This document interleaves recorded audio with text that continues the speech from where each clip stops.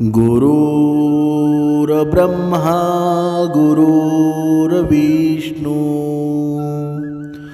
गुरुर्देव महेश्वरा सद्गुरु साक्षात परब्रह्म तस्मै श्री सद्गुरुवे नमः। जय जय रघुवीर समर्थ श्रीराम समर्थ। सद्गुरु चरणांना नतमस्तक होऊन आपण या सुंदर सकाळच्या मनमोहक वातावरणामध्ये सर्वजण उपासना करूनच हे निरूपण श्रवण करायला बसलेले आहात असं समजून आपण या निरूपणास सुरुवात करूया। मायबाप सज्जनांचं स्वागत आहे। आज आपण या निरूपणामध्ये पाहणार आहोत साधू संतांनी ज्या आपल्याला ज्ञानामृत आजपर्यंत पाजलंय ना, जी ग्रंथ संपदा या सर्व गोष्टींचा खटाटोप ज्यासाठी झालाय ते म्हणजे आपलं मन आणि आपल्या मनाला होणारा अपमान असेल। बघा, माणसाचं मन विचलित कधी होतं बरं? जेव्हा एखादा मनुष्य आपला अपमान करतो आणि जेव्हा अपमान करतो ना, तेव्हा आपण त्या अपमानाचा बदला घेण्याचा प्रयत्न करतो। पण समर्थांनी सांगितलेलं आहे ना, जर कोणी मनुष्य तुमचा अपमान करत असेल, तुम्हाला दुःख देत असेल, तर त्या अपमानाचा बदला नक्की आपण कशा पद्धतीने घ्यायचा? पण जो मनुष्य भक्ती मार्गामध्ये नाही, जो मनुष्य श्रवणामध्ये नाही, जो मनुष्य नियमांमध्ये नाही ना, तो त्या अपमानाचा बदला आहे, तो बदला क्रूरपणे घेतो। तो बदला जशास तशा पद्धतीने घेतो। पण ते बरोबर आहे का? अजिबात नाही ना। समर्थांनी सांगितलेलं आहे, अशा अपमानाचा बदला ना जर तुम्ही क्रूरतेने घेतला तर येणारा काळ तुमच्यावरच उलटत असतो। म्हणजे काय बरं? म्हणजे समर्थांनी सांगितलेलं आहे ना, जर तुमच्या जीवनामध्ये नामस्मरण नसेल तर तुमचं मन एकाग्र होणार नाही, एकचित्त होणार नाही। म्हणजे सुंदर वर्णन केलेलं आहे, सदा देवकाची जिजे देह ज्याचा, सदा राम नामे वदे नित्यवासाच्या, स्वधर्मेची चाळे सदा उत्तमाचा, जगी धन्य तो दास सर्वोत्तमाचा। म्हणजे काय? म्हणजे ही वैखरी आहे ना, हे आपलं पूर्ण शरीर आहे, ते राम नामामध्ये झिजलं पाहिजे। पण जर आपल्या शरीरामध्ये या वैखरीमध्ये शिवीगाळ येत असेल, मग त्या वैखरीचा काही फायदा आहे का? हे रामनाम त्या वैखरीमध्ये यायला हवं। पण रामनामाचा आपल्याला विसर पडलेला आहे, आणि जेव्हा विसर पडतो ना, तेव्हा अधोगती झाल्याशिवाय राहते का? म्हणजेच समर्थांनी सांगितलेलं आहे, नसे अंतरी कामना विकारी, उदासीन जो तापसी ब्रह्मचारी, निवाला मणिलेश नाही तमाचा, जगी धन्य तो दास सर्वोत्तमाचा। म्हणजे काय? म्हणजे आपला अंतःकरण आहे ना, त्या अंतःकरणामध्ये विविध नाना विकार असतात, म्हणजे वेगवेगळ्या अशा अवगुण असतात ना। पण जर आपल्या जीवनामध्ये भक्तिमार्ग घडला, आपल्या जीवनामध्ये उपासना निर्माण झाली, श्रवण झालं, तर हे नाना विकार आहेत ते राहतील का बरं? ही कामवासना आहे ते अंतरे राहील का बरं? कधीच राहणार नाही। जेव्हा हे राम नाम आपल्या वैखरीतून जपलं जाईल ना, तेव्हा ती जागा तिथे सोडून जाईल, ती जागा रिकामी होईल, आणि त्या जागेवर माझा भगवंतच राहील ना। म्हणून आपल्या मनामध्ये भगवंताचीच जागा आहे, पण आपण भगवंताला काढून टाकलेलं आहे आणि तिथे राक्षस रूपी रावणालाच बसवलेला आहे ना। म्हणूनच समर्थांनी सांगितलेलं आहे, आयुष्यामध्ये किती जरी मोठे प्रसंग जरी आले ना, तरी रामनामाला विसरू नये। पण हा मनुष्य करतो काय बरं? बघा, हा अहंकार रूपी रावण असतो ना, कुठून आणि कुठून याच्या आयुष्यामध्ये येत असतो. आणि जेव्हा आयुष्यामध्ये येतो ना, तेव्हा तो अहंकारच घेऊन येतो ना. आणि अहंकार जेव्हा येतो तेव्हा लक्ष्मीला सुद्धा घेऊन जातो. बघा, आपल्या जीवनामध्ये कधीतरी भांडण झालेलं असेल, कुणाशी तरी वैर झालेलं असेल, आणि जेव्हा वैर होतं ना, बघा आपलं एकमेकांशी जेव्हा भांडण होतं तेव्हा केस, कंप्लेंट, कचऱ्या, जेल, भरपूर अशा गोष्टी घडतात. आणि या गोष्टी आहेत ना, पैशाविना घडतात का बरं? आपल्याकडे पैसा नसून सुद्धा आपण व्याजामध्ये पैसा घेतो आणि या गोष्टीमध्ये आपण गुंतवतो. कारण का बरं? कारण आपण म्हणत असतो आपण त्याला धडा शिकूया, पण तो धडा आहे ना, भगवंत आपल्याला शिकवत असतो.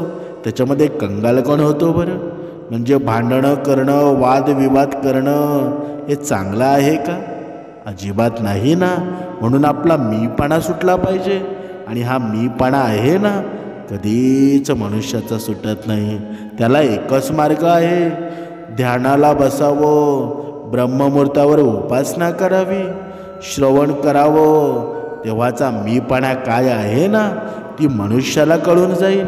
पण मनुष्य मात्र दरवेळेला मनामध्ये ठरवतो की मी आज श्रवणाला बसेल, मी आज उपासना करेल, पण ती उपासना त्याच्यामधून कधीच होत नाही. तो दरवेळेला विसरतो, दरवेळेला कंटाळा करतो. म्हणूनच समर्थांनी सांगितलेलं आहे ना, कुणी जर आपला अपमान केला तर त्या अपमानाला कसं सामोरे जावं ना, ते आज या निरूपणामध्येच कळणार आहे. म्हणजे जीवनामध्ये प्रत्येकाला कधी ना कधी अपमान सहन करावाच लागतो ना.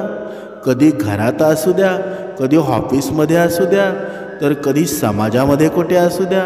म्हणजे या अपमानाची ठिणगी आहे ना, कुठून उडेल काही सांगता येत नाही. काही लोकांना आहे ना, दुसऱ्यांना कमी लेखण्यामध्ये खूप आनंद मिळतो, पण त्यांचा सामना कसा करायचा आहे ना, हे आपल्याला ठरवायचं असतं. आपण सहन करायचं, त्यांचं दुःख बाळगायचं, की त्याचा उपयोग स्वतःला मजबूत बनवण्यासाठी करायचा, हे आपल्याच हातात असतं ना. पण मनुष्य मात्र चुकतो कुठे बरं?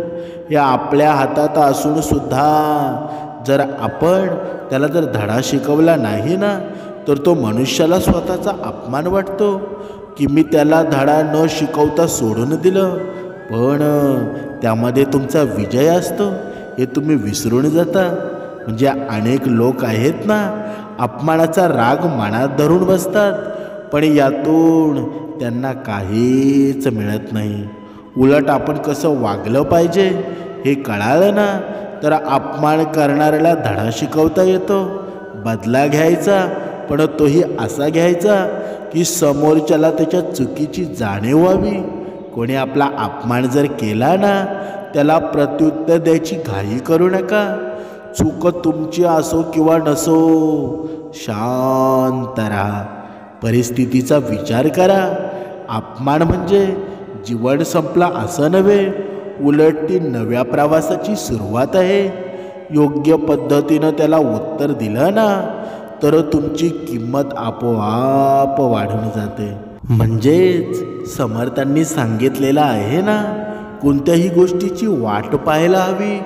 जेव्हा आपण वाट पाहतो ना, योग्य वेळ आल्यावर योग्य निर्णय घेतो, तेव्हा आहे ना, समर्थ कृपेने सर्व काही व्यवस्थित होतं. पण मनुष्य मात्र प्रत्येक गोष्टीची घाई करतो. जरी भक्ती मार्गामध्ये जरी आला ना, तरी त्याला लगेच सर्व हवं असतं.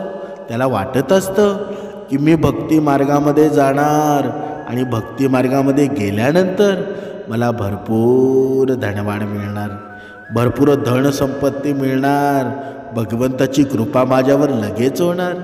या अशा निरर्थक गोष्टींमध्ये तो गुंतवून जातो. मग या अशा गोष्टी जर मनात घेतल्या तर ती भक्ती पूर्णत्वास कधी जाईल का बरं? कधीच जाणार नाही. या आशेने येणारा जो मनुष्य आहे ना, तो कधी भक्ती करू शकत नाही.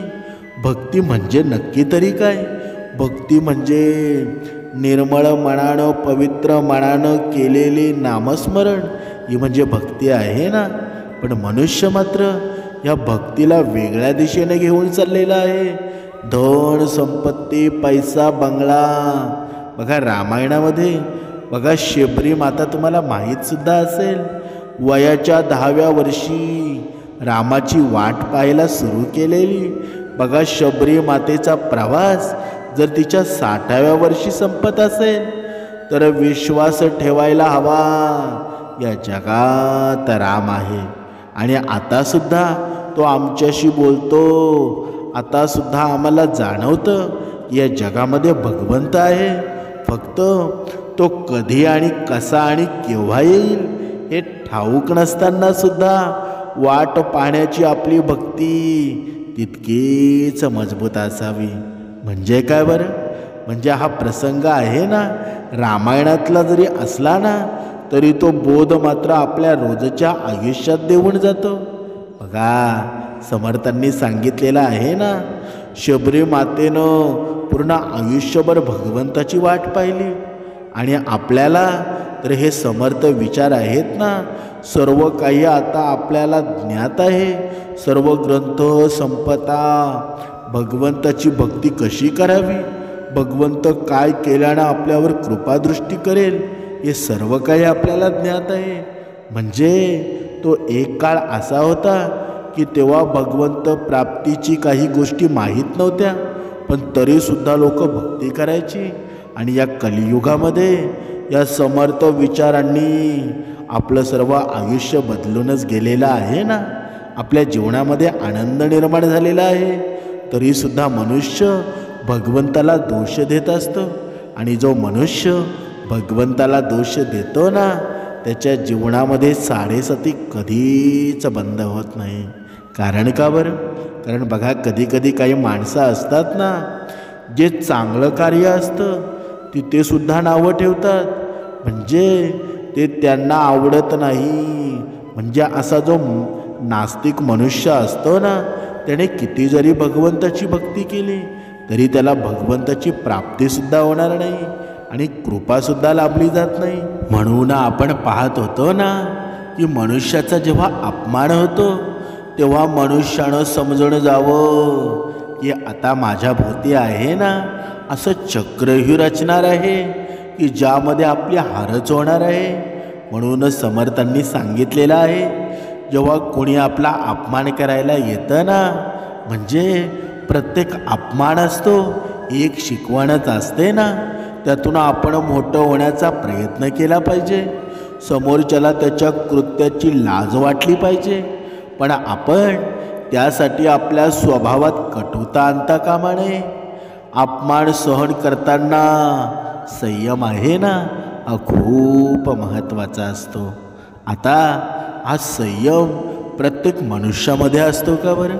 समर्थांनी सांगितलेला आहे, हा संयम ज्या मनुष्यामध्ये असतो जो ब्रह्ममुहूर्तावर उठून रोज उपासना करतो. आणि हा संयम आहे ना जो मौन धारणा करतो ना, बघा त्याला मेडिटेशन असं सुद्धा म्हणतात. काही लोक असतात ना भगवंताची भक्ती कमी करतात पण हे मेडिटेशन रोज करत असतात. पण मेडिटेशन म्हणजे काय? मेडिटेशन म्हणजे उपासना. जो भगवंत आपल्याला जवळ वाटत असेल, आता भगवंत ही फक्त रूपं वेगवेगळी आहेत पण ही ऊर्जा एकच आहे ना. म्हणून आता आपण पाहूया, जीवनामध्ये शांत आणि आनंदी राहायला हवं. जेव्हा कोणी आपला अपमान करत असेल ना तेव्हा आपली पहिली प्रतिक्रिया असते राग दुःख. म्हणजे शांत राहायला शिकलं पाहिजे, कारण तुम्ही दाखवलेला संयम आहे ना त्यांच्या अपेक्षा पलीकडचा प्रतिसाद असतो. म्हणूनच समोरची व्यक्ती दुखावण्याचा पुरेपूर प्रयत्न करत असते, पण जर तुम्ही हसत खेळत राहिलात तर त्याचा डावसुद्धा फसून जातो. आणि शांत आणि आनंदी राहिलात ना तर हेच तुमचं हत्यार आहे. आपण बघा, जेव्हा आपल्या स्वराज्याची स्थापना झाली, छत्रपती शिवाजी महाराजांनी वेगवेगळ्या कारणानं वेगवेगळे किल्ले जिंकून आपल्या स्वराज्याची स्थापना केली ना, त्यांच्या पुढे काय कमी दुःख होतं का? कमी प्रसंग होते का? बघा कुठे सर्वत्र अंधार दिसत होता, पण तरीसुद्धा संयम, हा संयम आहे ना आपल्या पूर्वजांनी आपल्याला शिकवलेला आहे. म्हणून हा संयम आहे ना छत्रपती शिवाजी महाराजांनी पाळला, प्रत्येक मावळ्याला पाळायला सांगितला. आणि हे आपलं स्वराज्य निर्माण झालंय ना. तुम्ही विचार करू शकता, आज जर हे पूर्ण हा भारत देश आहे ना फक्त छत्रपती शिवाजी महाराजांच्या कृपेने उभा आहे. जर माझा राजाच नसता तर हे आपण पाहतो हे सुख असतं का बरं? आपण निवांत झोपतोय, या पूर्ण शत्रूंनी आपली वाटच लावलेली होती ना. पण छत्रपती शिवाजी राजांनी हा संयमी कर्तृत्ववान राजा जन्माला आला आणि हा हिंदुस्थानामध्ये आहे ना हे हिंदू राष्ट्र निर्माण केलं. म्हणजेच समर्थांनी सांगितलेलं आहे ना, जर तुमच्या जीवनामध्ये किती जरी संकट जरी आलं ना तरी तुमची कर्तव्य आहेत, तरी तुम्ही ठरवलेल्या गोष्टी आहेत ना त्याच्यापासून तुम्ही दूर जाऊ नका.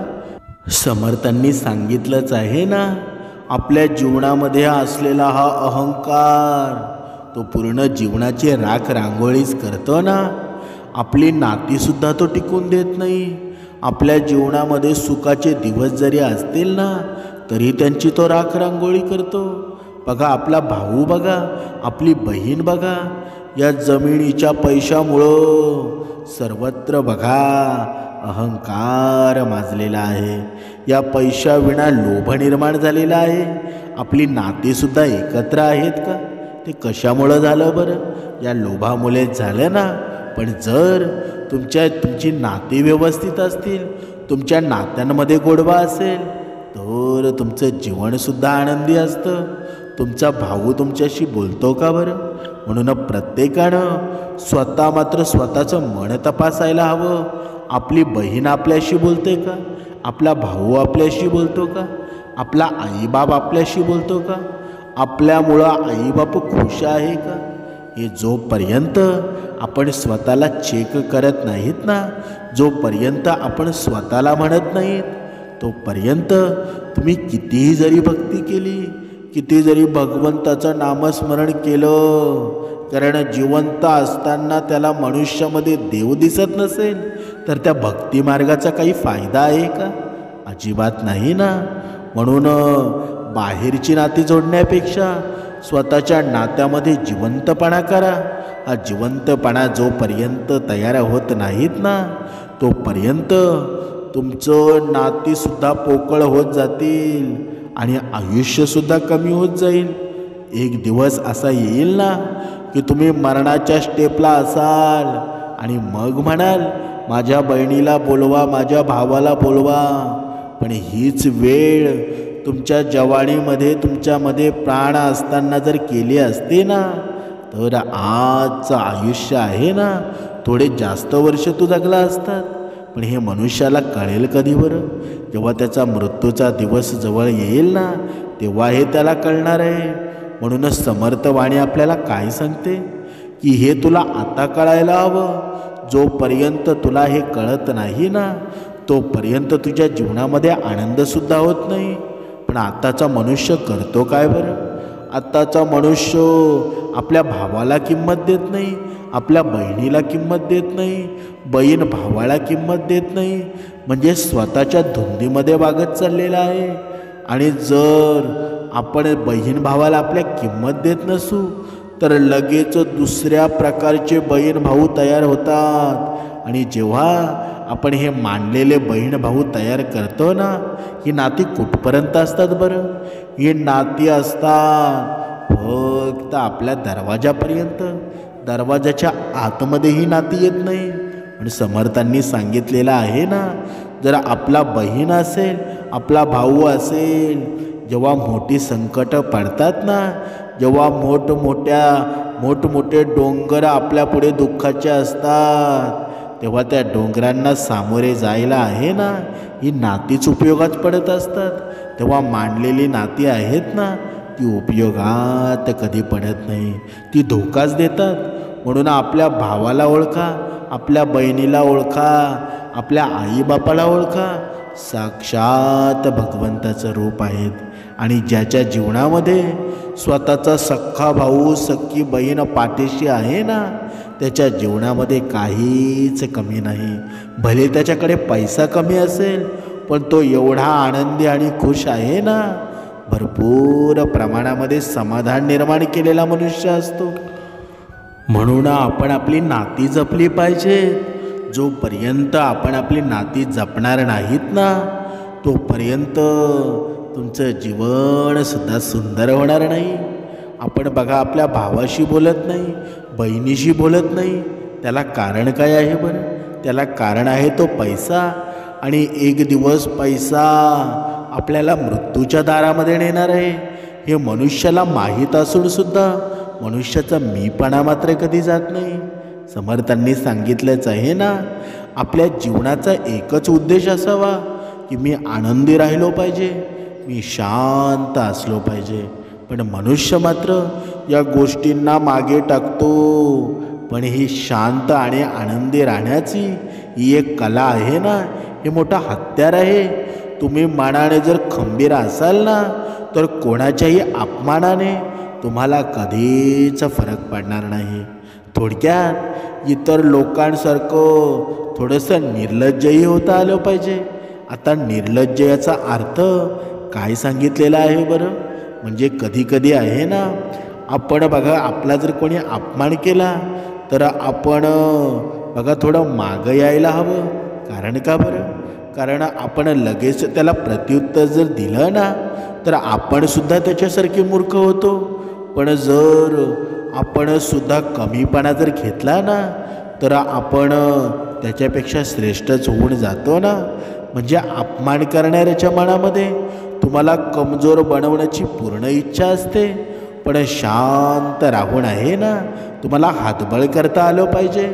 अशा वेळी संयम ठेवणं खूप महत्त्वाचं आहे. पण ज्याला हे जमतं तोच खऱ्या अर्थानं यशस्वी होतो. म्हणजे शांत आणि आनंदी राहून तुम्ही तुमचा आत्मसन्मान टिकवू शकता. माणसाचं हे आयुष्य आहे ना, ते शिक्क्यासारखं आहे. ज्याप्रमाणे काटा आणि छापा आहे, सुख आणि दुःख आहे. जेव्हा सुख जातं तेव्हा दुःख येतं. पण आपण जर त्या अपमानाला, त्या दुःखांना जर आपल्या जीवनामध्ये प्रवेश करून दिला, तर ते कायमच्या आपल्यासोबत राहतात. म्हणजेच जर कोणी तुमचा अपमान केला, तर तो विषय जिथल्या तिथे सोडून द्यायला हवा, जिथल्या तिथे संपवायला हवा. म्हणजे अपमान झालेल्या क्षणी तुम्ही चुकीचे असो किंवा बरोबर असो, समोरच्या व्यक्तीला पटवून देण्याचा प्रयत्न करू नका. आता मनुष्याचं चुकतं कुठे बरं? जेव्हा आपली चुकी जेव्हा नसते ना, तेव्हा तो समोरच्याला पटवून देण्याचा प्रयत्न करतो की तूच चुकला आहेस, मी बरोबर आहे. पण एक म्हण आहे ना, गाढवा पुढे गातली गीता, रात्रीचा गोंधळ बरा होता, अशी काहीतरी म्हण आहे. मला व्यवस्थित येत नाही, पण तरीसुद्धा म्हणजे आपण कोणापुढे ज्ञान वाटावं, कुणाला ज्ञान सांगावं, हे जोपर्यंत मनुष्याला माहीत होत नाही ना, तोपर्यंत त्याच्या जीवनामध्ये समाधान कधीच निर्माण होणार नाही. म्हणजे काही वेळा मौन असणं हेच सर्वात मोठं उत्तर असतं. तुम्ही शांत राहिलात ना, आणि समोरच्याची खरंच चुकी असेल, तर समोरच्याला काही वेळाने तो स्वतः चुकीचा असल्याचं जाणवेल आणि तो स्वतः तुमची माफीसुद्धा मागेल. पण होतं काय बरं? जेव्हा आपलं भांडण होतं ना, तेव्हा आपण समोरच्याला कधी कधी माफी मागायला वेळसुद्धा देत नाही आणि वेळसुद्धा मिळत नाही. म्हणून जरी समोरचा भांडण करत असेल तरीसुद्धा आपण त्याला वेळ द्यायला हवा. म्हणजे अपमानाला मनावर घेऊन बसलात ना, तर ती जखम खोलवर रोतून जाते. म्हणून अपमान तिथल्या तिथे विसरून जावा. तोच विचार करून हा वेळ वाया घालवण्यापेक्षा पुढे चालत राहावा. जिथे तुमचा आत्मसन्मान आहे ना, तुम्हाला चांगल्या प्रकारे समजून घेतलं जातं, तिथेच तुमचं लक्ष असू द्या. काही गोष्टी विसरणं हेच शहाणपण असतं. या अपमानाची प्रतिक्रिया देऊन आहे ना, समोरच्याला महत्त्व देऊ नका. तुम्ही दुर्लक्ष करा. तर त्याला तुमच्याबद्दल बोलण्यातही रस राहणार नाही. समर्थांनी सांगितलंच आहे ना, जीवनामध्ये मनुष्य खचून कुठे जातो बरे? 10-20 वर्ष मागे का जातो बरं? कारण मनुष्याच्या भानगडी, भांडणं, वादविवाद यामुळे मनुष्य आहे ना भरपूर वर्ष मागे जातो. पण समर्थांनी सांगितलेलं आहे, जर तुमच्या जीवनामध्ये भक्तिमार्ग असेल, जर तुमच्या जीवनामध्ये उपासना नित्यनेमाने असेल, आपल्या आईबापावर नितांत प्रेम असेल, आपली पत्नी, आपले भाऊ, आपली बहीण ही सर्व नाती तुम्ही जपण्यामध्ये व्यस्त असाल ना, तर तुमचं जीवनसुद्धा सुंदर होईल. ज्याच्या आयुष्यामध्ये आता इथे बघा भरपूर माऊलींच्या कमेंट येतात की माझ्या जीवनामध्ये बघा मला आईवडिलांना वेळ द्यायला भेटत नाही. बघा जर असं तुमचं म्हणणं असेल तर तुम्ही भक्तीसुद्धा करू नका. ज्याच्या जीवनामध्ये मायबाप नाहीत ना, त्याला विचारा आईबाप नसल्याचं दुःख काय आहे. म्हणजे जर जीवनामध्ये तुमचे आईबाप जिवंत असूनसुद्धा तुम्ही वृद्धाश्रमात नेत असतील, वृद्धाश्रमामध्ये तुमचे आईबाप असतील, तर त्या भक्तिमार्गाचा आहे ना काहीही उपयोग नाही. तुम्ही शहरामध्ये राहून तुमचे आईबाप बघा गावाकडच्या घरामध्ये दुःखी राहत असतील, तुम्ही त्यांना पैसे पाठवत नसाल, तुमचं त्यांच्यावर प्रेम नसेल, ती त्यांच्या दुःखामध्ये असतील ना, तुम्ही कितीही भक्तिमार्ग करा, तुमच्या भक्तिमार्गाचा कधीच उपयोग होणार नाही. तुम्ही झिरोचा असणार आहेत, त्या झिरोचा एक कधीच होणार नाही. म्हणून आयुष्यामधून एक गोष्ट लक्षात ठेवा, ज्या आईबापानं आपल्याला जन्माला घातलं, ज्या आईबापानं आजपर्यंत आपल्यावर संस्कार केले आणि त्याचं संस्कारांनी आपण आजपर्यंत एवढे मोठ्या नोकरीवर आहोत, एवढं मोठं बिझनेस आपण उभारलेला आहे, आणि त्यात जर आईवडिलांपाशी आपण नसू तर सर्वात दुःख आहे ना हेच तुमच्या जीवनाचं आहे, सर्वात अधोगती हीच आहे. म्हणून ज्याच्या घरामध्ये आईबाप नसतील ना, म्हणजे जिवंत असूनसुद्धा तुमच्या घरामध्ये तुमचे आईबाप नसतील, तर तुमच्या भक्तिमार्गाचा आहे ना काहीच उपयोग नाही. म्हणून आपल्या घरामध्ये जर आईबाप असतील, त्यांचं रोज दर्शन घेतल्याशिवाय अन्नाला अजिबात घाससुद्धा मारू नका, अन्न अजिबात ग्रहण करू नका जोपर्यंत. कारण का बरं? कारण आपण ही भक्तिमार्ग करतो ना, ही भक्तिमार्ग म्हणजे आपल्या आईबापच आहेत. या आईबापाची भक्ती आहे ना. कारण समर्थांनी आपल्याला काय सांगितलं आहे बरं? जेव्हा मनुष्य जेव्हा जन्माला येतो ना, तेव्हा आपला भगवंत हा आपला आईबापच असतो ना, आपली आईच असते ना. भगवंत कोण आहे, काय आहे ते लहान मुलाला माहीत असतं का? पण अगोदर ओळख कोणाची होते बरं? अगोदर ओळख होते आईची. लहान मुलं आहे ना, अगोदर आई हा शब्द म्हणतं. आता तर नवीन ट्रेंड आल्यामुळं मम्मी हा शब्द तयार झालेला आहे. पण मम्मी हा शब्द आपुलकीचा वाटतो का बरं? नाही ना. म्हणून या आई या शब्दामध्ये ताकद आहे ना. आई म्हणजे धरणी माता, आई म्हणजे जिथे मायेचा ओळावा आहे, सर्व जगताची जननी आहे ना, तीच माझी माऊली आहे. म्हणून आईला विसरणं कदापि शक्य नाही. आणि जो भक्तिमार्ग करूनसुद्धा आईबापाला शिवीगाळ करतो, आईबापाला दुःखामध्ये ठेवतो, त्याच्या जीवनामध्ये एक ना एक दिवस अधोगती आल्याशिवाय राहणार नाही. एवढी साडेसाती निर्माण होईल का त्याला जगणंसुद्धा कठीण होईल. कारण का बरं? जो आईबापाच्या चेहऱ्यावर दुःख निर्माण करतो ना, तो सर्वात अधोगतीला जाणारा मुलगा असतो.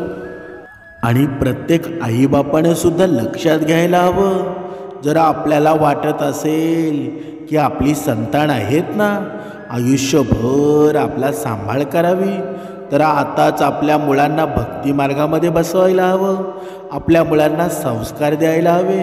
कारण आपण फक्त मुलांचं शिक्षण पाहतो, आपण फक्त मुलगा किती मोठा होईल ना, माझा मुलगा डॉक्टर होईल, वकील होईल, मोठमोठ्या पदावर कसं जाईल बघतो.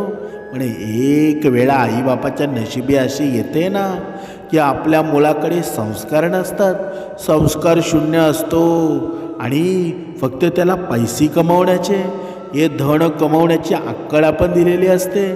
पण माणसामध्ये देव पाहणारा आपला मुलगा नसतो, कारण त्याला संस्कार म्हणजे काय या गोष्टीपासून तो बराच दूर असतो. समर्थांनी सांगितलेलं आहे, जर आपल्या मुलाला लहानपणापासून भगवंत काय आहे, उपासना काय आहे, श्रवण काय आहे याचे आपण ज्ञान दिलं असतं ना, हरिपाठ काय आहे याचं आपण ज्ञान दिलं असतं ना, तर तो मुलगा संस्कारी झाला असता. कधी कधी आपण सुद्धा चुकत असतो, आपण सुद्धा मुलाला फक्त शिक्षण देतो पण संस्कार मात्र देत नाही. आणि ही चूक आहे ना आपल्याला आपल्या वृद्धापकाळी व्यवस्थित लक्षात येते. आणि जेव्हा ही लक्षात येते तेव्हा ते दिवस गेलेले असतात, तो क्षण गेलेला असतो. आपला मुलगा आपल्याला घरातून बाहेर काढतो आणि मग आपण रडत बसतो. पण जोपर्यंत आपण तो जेव्हा लहान असताना जर संस्कार केले असते ना तर अशी परिस्थिती आपल्यावर आली असती का? म्हणून आपल्या घरातील लहान मुलं आहेत ना त्यांना सुद्धा बघा या भक्तिमार्गामध्ये आणायला हवं. जेव्हा आपण उपासनेला बसतो ना तेव्हा त्यांना सुद्धा सोबत आपल्या घ्यावं. म्हणजे जर आपलं पूर्ण घर जर भक्तिमार्गामध्ये असेल ना तर आपल्या घरामध्ये शुद्धता, निर्मळ भक्ती, निर्मळ संप्रदाय सर्व काही एकजुटीने होईल. आणि आपल्या घरामध्ये लक्ष्मीसुद्धा नांदेल आणि नारायणसुद्धा राहील ना. म्हणजे आपलं घरदार सुखानं न्हावून निघेल. आता आपण पाहूया नक्की संस्कार म्हणजे काय, हे संस्कार काय असतात आपण एका उदाहरणाद्वारे स्पष्ट करूया. एका गावामध्ये एका प्रामाणिक मुलगा राहत होता आणि त्याच्या आईवडिलांनी त्याच्यावर एवढे सुंदर संस्कार केले होते ना, तो त्या संस्कारांना धरून वागत होता. तो एकदा शेजारच्या घरी काहीतरी कामानिमित्त जातो आणि घरी कोणीच नव्हतं, फक्त नोकर होता. नोकराने त्याला बसायला सांगितलं आणि नोकर भाजी आणण्यासाठी गेला. मुलगा तेथून बसून राहिला. त्याच्या समोर एका टोपलीमध्ये सफरचंद ठेवलेलं होतं. बघा त्याला सफरचंद खूप आवडायचे, परंतु त्याला हात न लावता तो शेजाऱ्यांची वाट पाहत बसला होता. बऱ्याच वेळानं शेजारी घरी परत आला आणि त्यानं पाहिलं की मुलगा वाट बघत बसलेला आहे. त्याच्या शेजारी सफरचंद असताना सुद्धा तो त्यांना खाऊ शकला नाही. त्या मुलालाही सफरचंद आवडतं हे त्यांना माहीत होतं, तरी त्यानं त्यांना हात लावला नाही. शेजारी आले की त्यानं त्यांना नमस्कार केला आणि शेजाऱ्यांनी त्याला विचारलं, तुला सफरचंद आवडतात ना, मग तरी तू एकही सफरचंद का खाल्ला नाहीस बरं? मुलगा म्हणाला, इथे कोणीच नव्हतं, मी 1-2 सफरचंद जरी खाल्ले असते ना तरी कोणाला काही कळालं सुद्धा नसतं. मला कोणीच पाहत नव्हतं, पण मी स्वतः पाहत होतो म्हणून मी हे काहीच खाल्लं नाही. मी स्वतःला फसवू शकत नाही. शेजाऱ्याला त्याचं बोलणं ऐकून आनंदसुद्धा वाटला, आनंद झाला. तो म्हणाला, आपला आत्मा आपण काय करतो ना ते नक्कीच पाहत असतो. आपण किती खोटे वागतो, किती खरे वागतो, आपण स्वतःला काय आहोत ना ते नक्कीच समजत असतो. आपण आपल्या आत्म्याला कधी फसवू शकत नाही. दुसऱ्याला फसवू आपण आपल्याला खोटं बोलायचं फार अवघड आहे. तात्पर्य काय बरं? तात्पर्य म्हणजे लहानपणीच मुलांना खोटं बोलणं आवडायला लागलं ना तर मुलं भविष्यामध्ये सुद्धा खोटं बोलण्याच्या दिशेने वाटचाल करतात. मुलं वाईट वर्तनाची निघाली त्याचा दोष आहे ना, आईवडिलांच्या संस्काराचा दोष असतो. म्हणजे काय बरं? म्हणून समर्थांनी सांगितलेलं आहे ना, जोपर्यंत आपली मुलं भक्तिमार्गामध्ये लागत नाही, जोपर्यंत आपली मुलं संस्कारामध्ये येत नाहीत ना, तोपर्यंत आपण आपल्या मुलांकडून अपेक्षा करू नका. आपली मुलं भक्तिमार्गामध्ये का येत नाही याचा विचारसुद्धा आपण करायला हवा. कारण आपण जेव्हा ती मुलं मोठी होतात तेव्हा आपण त्यांना सांगू लागतो, तू भक्तिमार्गामध्ये ये, तू श्रवणामध्ये ये. मग मोठी झाल्यानंतर ती मुलं आपलं ऐकतील का बरं? म्हणून अजून वेळ गेलेली नाही. आपल्या जीवनामध्ये आहे ना, भगवंत आपली वाट पाहत आहे. फक्त आपण उपासना केली पाहिजे, श्रवणाला बसलं पाहिजे, आपल्या जीवनामध्ये निरंतर नामस्मरण झालं पाहिजे. आपल्या मनासारखं होईल. भगवंत आपली केव्हापासून वाट पाहत आहे. फक्त तुम्ही सुरुवात करण्याची गरज आहे आणि आजच सुरुवात करा. आता हे श्रवण केलंत ना, तर उद्यापासून भक्ती मार्गामध्ये या, श्रवणाला बसा, तुमचे सर्व प्रश्न मांडा. सर्व प्रश्नांची उत्तरंसुद्धा तुम्हाला मिळतील. आणि एक दिवस तुमच्या जीवनामध्ये असा येईल ना, तुम्ही मनामध्ये पाहिलेली स्वप्न आहेत ती सर्व पूर्ण होऊन जातील. जय जय रघुवीर समर्थ.